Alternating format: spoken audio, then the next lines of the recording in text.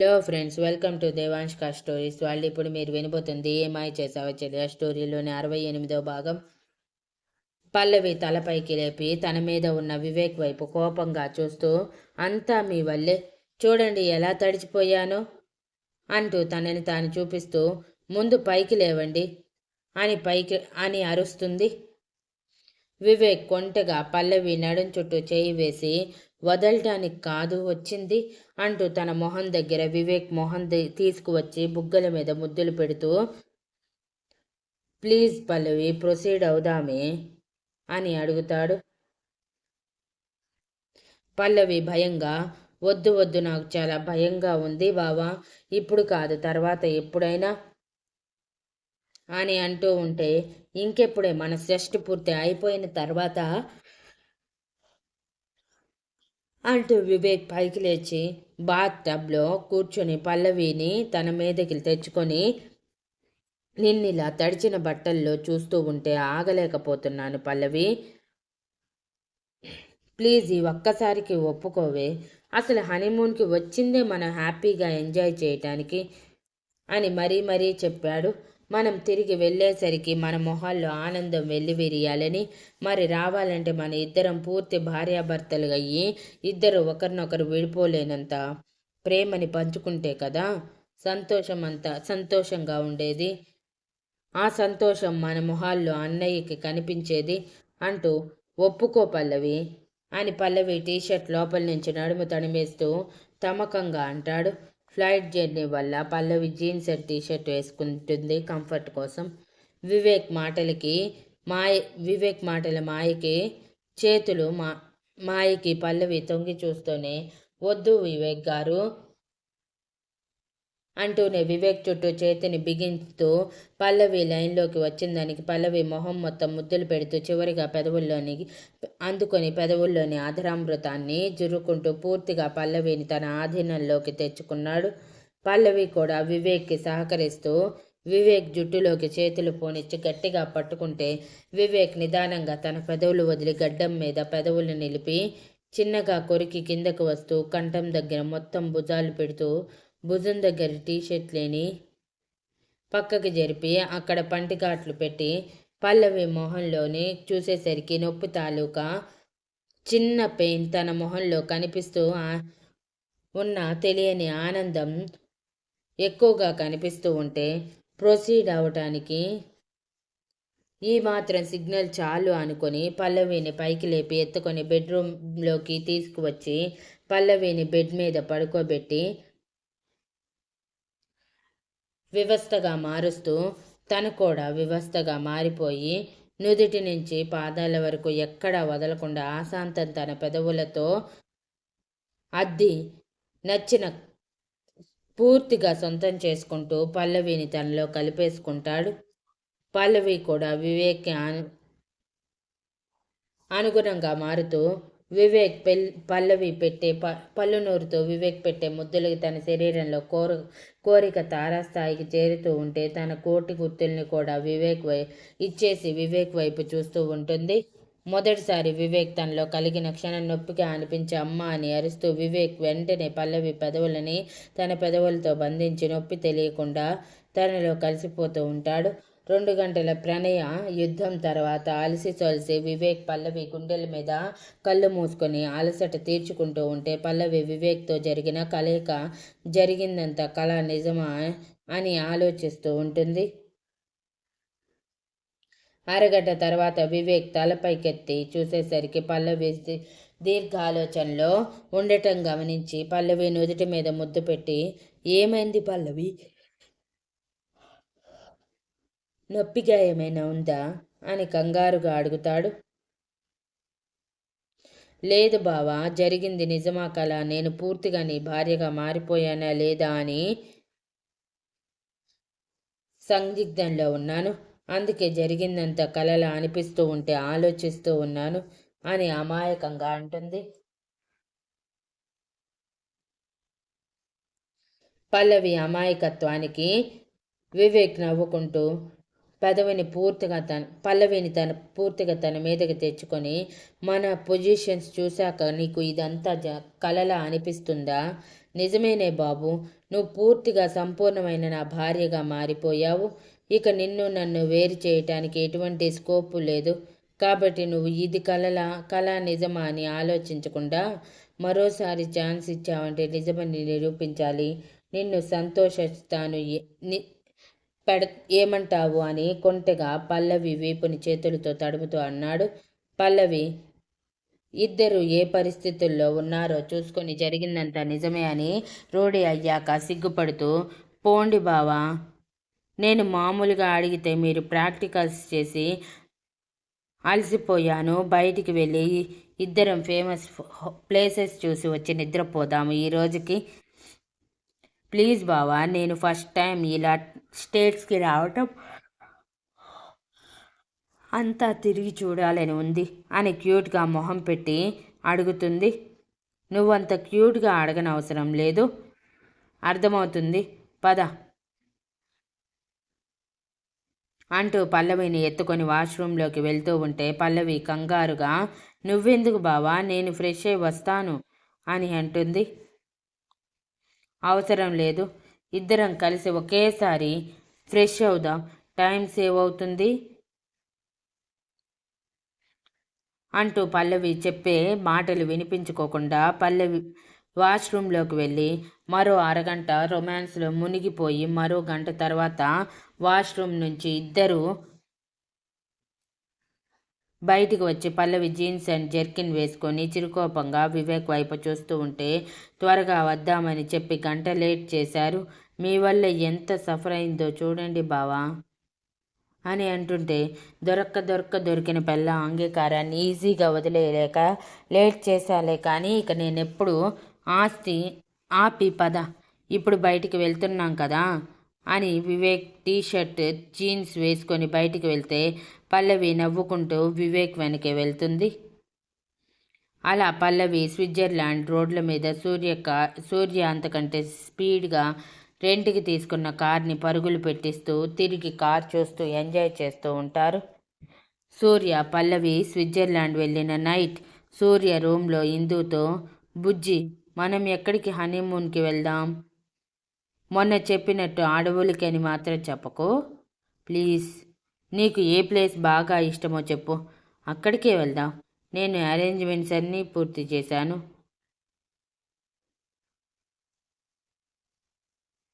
అది కూడా హరిని పెళ్ళయ్యాక హనీమూన్కి వెళ్తున్నట్టు.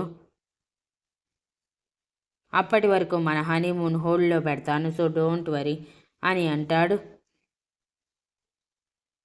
ఇంతకీ ఇందుకి కూడా అదే అనిపించి తను చెప్పకముందే సూర్యని అర్థం చేసుకుందని మురిసిపోతేనే ప్రస్తుతానికి ఆలోచన లేదు, వెళ్ళాలి అనిపించినప్పుడు చెప్తాను అని ఆ యాటిట్యూడ్గా ఆగు అని వెమరుగా ఆర్డర్ పడ్డారు. సూర్య బొంగమూతి పెట్టుకొని, ఇలా అయితే మన హనీమూన్ అయినట్టే అని అలకగా చెప్పి ఇందుకి ఆపోజిట్ సైడ్ తిరిగి పడుకొని, దీనికి అందరి గురించి కావాలి కానీ నా గురించి మాత్రం అస్సలు వద్దు, ప్రేమించాను అంటుందే కానీ ఆ ప్రేమని చూపే పద్ధతి మాత్రం తెలియదు, ఏం చేస్తా అంతా నా కర్మ అని అనుకుంటూ ఉంటే సూర్య మాటలు వినిపిస్తూ ఉంటే ఇందు తనలో తానే నవ్వుకుంటూ సూర్యని వెనక నుంచి హక్ చేసుకొని, అది కాదు సూర్య, ఈ టెన్షన్లో హనీమూన్కి వెళ్తే మనం హ్యాపీగా ఎంజాయ్ చేయలేము.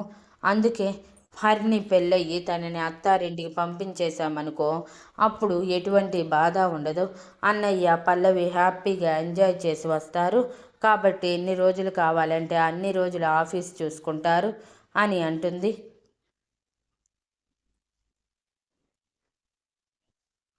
ప్రతిసారి ఏదో ఒకటి చేసి నన్ను కన్విన్స్ చేయటం నీకు బాగా అలవాటైపోయింది అని ఇందు వైపు తిరిగి తనని గట్టిగా హత్తుకొని, కానీ ఒక్కసారి హరిని అత్తారింటికి వెళ్ళిపోయాక మనం తప్పకుండా హనీమూన్కి వెళ్ళి తీరాలి, కాదు అంటే మాత్రం ఒప్పుకోను, ముందే చెప్తున్నా అని చిరుకోపంగా అంటాడు.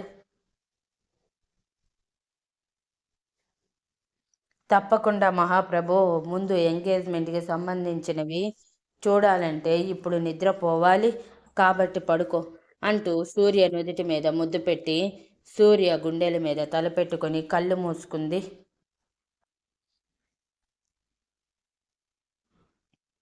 సూర్య కూడా ఎప్పుడు ఇందు తన సొంతమవుతుందా అని వేచి చూస్తూ ఆ సమయం కోసం ఆతృతగా ఎదురు చూస్తూ కళ్ళు మూసుకుంటాడు.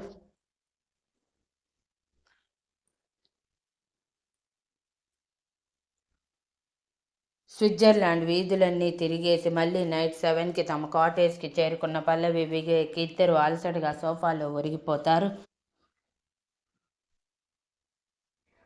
బావా, ఇప్పుడు నాకు వంట చేసే ఓపిక లేదు, ప్లీజ్ ఏదైనా ఫుడ్ ఆర్డర్ పెడతారా అని అడుగుతుంది. తప్పకుండా, అసలే ఉదయం నుంచి చాలా అలసిపోయావు అని కొంటెగా చెప్పి తన ఫోన్లో దగ్గరలో ఉన్న రెస్టారెంట్లో ఇండియన్ ఫుడ్ ఆర్డర్ చేస్తాడు. ఫుడ్ రాగానే ఇద్దరు ముందుగా తినేసి తర్వాత ఇద్దరు రూమ్లోకి వెళ్ళి వివేక్ ఫ్రెష్ అయి వచ్చాక పల్లవి తన బ్యాగ్ ఓపెన్ చేసి నైట్ డ్రెస్ తీసుకుందామని చూసుకునేసరికి కళ్ళు పత్తికాయల్లా పెద్దవయ్యి ఇదేంటిది, ఇవి ఎవరు పెట్టారు అని షాక్తో షాకింగ్ ఫేస్తో వివేక్ వైపు చూస్తూ అడుగుతుంది. ఏమైంది పల్లవి, ఫ్రెష్ అవుతానని బ్యాగ్ చూసి అలా షాక్ అయ్యావు అంటూ వివేక్ తన వెనక నిలబడి అందులో పైన కనిపించిన డ్రెస్ చూసి తన కళ్ళు కూడా పత్తికాయల్ని చేసి ఏంటి ఈ డ్రెస్, ఇది నా కోసం తెచ్చుకున్నావా అని మెరిసే కళ్ళతో కొంటెగా పల్లవి మొహం చూస్తూ అడుగుతాడు. వివేక్ కళ్ళల్లో ఇంటెన్సిటీకి తడబడుతూ చిచి కాదు, నేనెందుకు తెచ్చుకుంటాను ఇలాంటి బట్టలు, నాకు అసలు ఇవి నచ్చవు అంటూ చిరాకుగా ఆ డ్రెస్ని కింద పడేసి వేరేది తీసుకుందాం అనుకుంటే మళ్ళీ సేమ్ అలాంటిదే మరొకటి దర్శనం ఇచ్చేసరికి చిరాకుగా బ్యాగ్ మొత్తం విజిలించి కొడుతుంది. అందులో అన్నీ అవే ఉండేసరికి పల్లవి తల పట్టుకొని ఏంటి ఇదంతా, అసలు ఎవరు ఇలాంటి డ్రెస్సెస్ పెట్టారు, ఉదయం చూసినప్పుడు లేవే అంటే ఒక్క డ్రెస్ మాత్రమే వదిన పెట్టిందా, మిగిలినవి ఇవే పెట్టిందా అంటే ఎయిర్పోర్ట్లో నాకు మరీ తను పెట్టిన డ్రెస్ వేసుకోమని చెప్పింది ఇందుకేనా అని అంటుంది. అవునా, నా చెల్లి పెట్టిందా, ఎంతైనా నా చెల్లి ఇంటెలిజెంట్, నువ్వు ఎలాగైనా త్వరగా నాకు దగ్గర కావని తను గెస్ చేసిందేమో, అందుకే ఇలాంటివి పెట్టి నన్ను టెంప్ట్ చేయాలని పెట్టినట్టుంది. సర్లే, ఏదైతే ఏముంది, నీ మొగుడు ముందే నీకు సిగ్గెందుకు, వెళ్ళి ఫ్రెష్ అయి రాపో అని పళ్ళన్ని బయట పెట్టి నవ్వుతూ పల్లవి చేతిలో డ్రెస్ పెట్టగానే పల్లవి చిరాకుగా ఆ డ్రెస్ని విసిరేసి నేను ఇలాంటి బట్టలు వేసుకోను బావా, నాకు మీ డ్రెస్ ఒకటి ఇవ్వండి అని క్యూట్గా మొహం పెట్టి అడుగుతుంది. వివేక్ పల్లవి గడ్డం పట్టుకొని ప్లీజ్ ప్లీజ్ నా కోసం ఒక్కసారి వేసుకోవా, ఈ డ్రెస్లో నిన్ను చూడాలని ఉంది, ప్లీజ్ ప్లీజ్ అని అరగంట పాటు బ్రతిమలాడితే పల్లవి అయిష్టంగా ఒప్పుకొని కింద పడిన ఇందు పెట్టిన డ్రెస్ తీసుకొని వాష్రూమ్లోకి వెళ్ళిపోతుంది. అరగంట తర్వాత ఎంతకి బయటికి రాని పల్లవి కోసం ఎదురు చూస్తూ ఉన్న వివేక్ విసుగ్గా వాష్రూమ్ డోర్ కొడుతూ పల్లవి, ఇంకా ఎంతసేపు బయటికి రావటానికి, అరగంట నుంచి ఎదురు చూస్తున్నాను, నైట్ మొత్తం లోపలే ఉండిపోతావా, బయటికి వచ్చేది ఏమైనా ఉందా అని అరుస్తాడు. 10 నిమిషాల్లోనే ఫ్రెష్ అయ్యి ఇందు పెట్టిన డ్రెస్ వేసుకున్న పల్లవి తనని తాను చూసుకొని ఇబ్బందిగా ఈ డ్రెస్లో బయటికి ఎలా వెళ్ళాలి అని ఆలోచిస్తూ ఉంటే వివేక్ అలా అరిచేసరికి అప్పుడే అరగంట అయ్యిందా అని ఆశ్చర్యంగా అనుకుని డోర్ తీసి తల మాత్రమే బయటికి పెట్టి బావా, నాకు ఈ డ్రెస్ నచ్చలేదు, ఒళ్ళంతా కనిపించేస్తుంది, నీ డ్రెస్ ఇస్తే మార్చుకుంటాను ప్లీజ్ అని అంటుంది. వివేక్ పల్లవి చేయి పట్టుకొని బయటికి లాగి తనని పైనుంచి కింద వరకు ఇంటెన్స్గా చూస్తూ ఉంటే పల్లవి కంగారుగా వివేక్కి ఆపోజిట్ సైడ్ తిరిగి తన శరీరాన్ని చేతులతో దాచుకుంటూ బావా ప్లీజ్ మీరు అలా చూడకండి, నాకు మీ డ్రెస్ ఇవ్వండి, ఈ డ్రెస్లో నన్ను చూశారు కదా అని అనగానే వివేక్ పల్లవిని ఫోర్స్గా తన వైపు తిప్పుకొని నడుం చుట్టూ చేయి వేసి, ఎక్కడ చూపిస్తున్నావు? మొత్తం దాచేస్తూ ఉంటే అని కొంటెగా అంటూ, ఏ మాటకు ఆ మాట చెప్పుకోవాలి. ఈ నైటీలో సూపర్ హాట్గా ఉన్నావు అంటూ బొటన వేలు చూపుడు వేలు కలిపి సూపర్ అన్నట్టు కన్ను కొట్టి మరీ చెప్తాడు. పల్లవి ట్రాన్స్పరెంట్ నైటీ వేసుకొని దాని మీద జస్ట్ గౌన్ టైప్ వేసుకొని ఉంటుంది. ఆ ట్రాన్స్పరెంట్ నైటీలో తన అందాలు కొంచెం కొంచెంగా బయటికి కనిపిస్తూ ఉంటాయి. ఇందు కావాలని తను మాత్రమే షాపింగ్కి వెళ్ళి అలాంటివి పల్లవి వివేక్ల హనీమూన్ కోసం ప్రత్యేకంగా కొన్ని పల్లవి బ్యాగ్స్ సర్దుకుంటాను అన్న ఒప్పుకోకుండా తనే సర్దుతూ తను కొన్న నైటీలు పెట్టి ఒక్క డ్రెస్ మాత్రమే బయటికి వెళ్ళటానికి పెడుతుంది. పల్లవి సిగ్గుతో బుగ్గల్ని యాపిల్ పండ్లని చేస్తూ వివేక్ని ఊరిస్తూ ఉంటుంది. వివేక్ చటుక్కున పల్లవి బుగ్గల్ని కొరికి, ఇవి ఎంత స్వీట్గా ఉన్నాయో అంటూ నిదానంగా తన భుజం మీద చేయి వేసి నైటీ గౌన్ పక్కకి జరుపుతూ భుజాల మీద పెదవులు నిలిపి, ఫస్ట్ నైట్ చేసుకుందామా అని అడుగుతాడు. పల్లవి వివేక్ మాటకి అయోమయంగా చూస్తూ దూరం జరిగి, అదేంటి, ఆల్రెడీ మన కలయిక అయిపోయింది కదా, ఇంకా ఏం ఫస్ట్ నైట్ అని అడుగుతూ ఉంటే వివేక్ చిరుకోపంగా పల్లవి నెత్తి మీద ముట్టి, మన మధ్య జరిగింది ఫస్ట్ నైట్ కాదు, ఫస్ట్ మార్నింగ్, ఇప్పుడు చేసుకునేది ఫస్ట్ నైట్ అంటూ తన నైటీ మీద వేసుకున్న గౌన్ టాప్ తీసి పక్కన వేసి పల్లవిని ఎత్తుకొని బెడ్ మీదకి చేర్చి తనని ఆక్రమించుకుంటూ ఉంటాడు. పల్లవి కూడా వివేక్కి సహకరిస్తూ వాళ్ళ హనీమూన్ని దిగ్విజయంగా పూర్తి చేసుకుంటూ ఉంటారు. అలా అక్కడ ఉన్న 15 రోజులు వివేక్ పల్లవి హ్యాపీగా స్విట్జర్లాండ్ తిరిగేస్తూ హనీమూన్కి పూర్తిగా న్యాయం చేస్తూ ఇద్దరు తమ సంతోషంలో మునిగి తేలుతారు.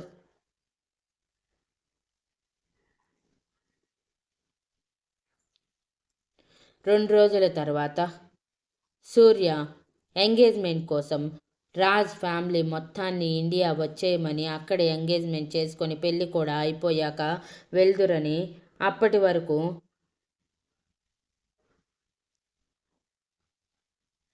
ఆఫీస్ వర్క్ ఎవరైనా నమ్మకస్తుడిని అప్పగించమని చెప్పి పిలిపిస్తాడు. ఇంట్లో అందరికీ కూడా అదే చెప్పి, అప్పటికే హరిని పెళ్ళి చాలా లేట్ అయ్యిందని, ఇంకా లేట్ చేయటం అంత మంచిది కాదు అని, అందుకే ఈ శ్రావణ మాసంలో ఉన్న ముహూర్తంలో హరిని రాజుల పెళ్లి చేసేద్దామని అందరూ ఒప్పుకోగానే సంతోషంగా పంతులు గారితో మాట్లాడమని చెప్పి ఇందు సూర్య ఇద్దరు ఆఫీస్కి వెళ్ళిపోతారు. లేడికి లేచిందే పరుగన్నట్టు మహాదేవి గారు పద్మావతి గారు అప్పటికప్పుడు పంతులు గారిని పిలిపించి హరిని జాతకం లేదని, ఓన్లీ రాజ్ జాతకం మాత్రమే ఉందని తెలిసి ఇద్దరి పేర్లు మాత్రమే చూసి చక్కగా కలిశాయని చెప్పి ఎంగేజ్మెంట్కి వారం రోజుల్లో, పెళ్ళికి 15 రోజుల్లో ముహూర్తం పెట్టి అందరికీ అది ఇష్టమయ్యేసరికి అదే ఖాయం చేసుకుంటారు. ఇంటికి వచ్చాక అదే విషయం ఇందు సూర్యలకి చెప్పగానే హరిని సిగ్గుపడుతూ మొహం దోసిలిలో దాచుకుంటే, సూర్య హరిణిని ఆట పట్టిస్తూ, మా రౌడీ బేబీ సిగ్గుపడుతుందే అని అంటాడు.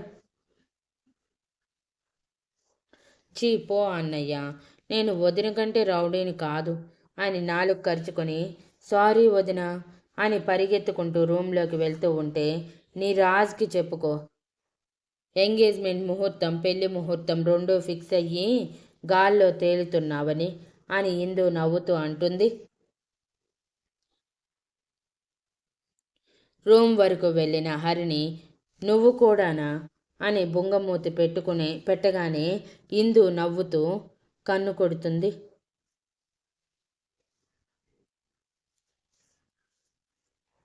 హరిని మళ్ళీ సిగ్గుపడుతూ రూమ్లోకి వెళ్ళి డోర్ క్లోజ్ చేసుకొని ముందుగా రాజ్కి ఫోన్ చేసి ఎంగేజ్మెంట్ గురించి చెప్పగానే రాజ్ ఫోన్లోనే హరినికి తన ముద్దుల వర్షం కురిపిస్తూ, ఐఎమ్ వెరీ హ్యాపీ అంటే 15 రోజుల్లో నువ్వు నా సొంతమైపోతావు. హాయ్ హాయ్, ఈ ఊహ ఎంత బాగుందో. నేను 2 రోజుల్లో ఇండియా వస్తున్నాను. మనం కుదిరితే డేట్కి వెళ్దాము. ప్లీజ్ కాదు లేదు అనుకో, అర్థమైంది కదా అని అంటాడు. రాజ్ డేట్ అని చెప్పేసరికి కొంచెం భయపడిన హరిని రాజ్ని బాధ పెట్టడం ఇష్టం లేక సరే అని ఒప్పుకోగానే రాజ్ ఎగిరి గంతేసి కనీసం 2 గంటల ఆఫీస్కి రెడీ అవ్వాలని అనుకోకుండా తన భార్యతో రొమాంటిక్ టాక్స్ చేస్తూ ఉంటాడు. Thank you for listening and please like, share, comment and subscribe.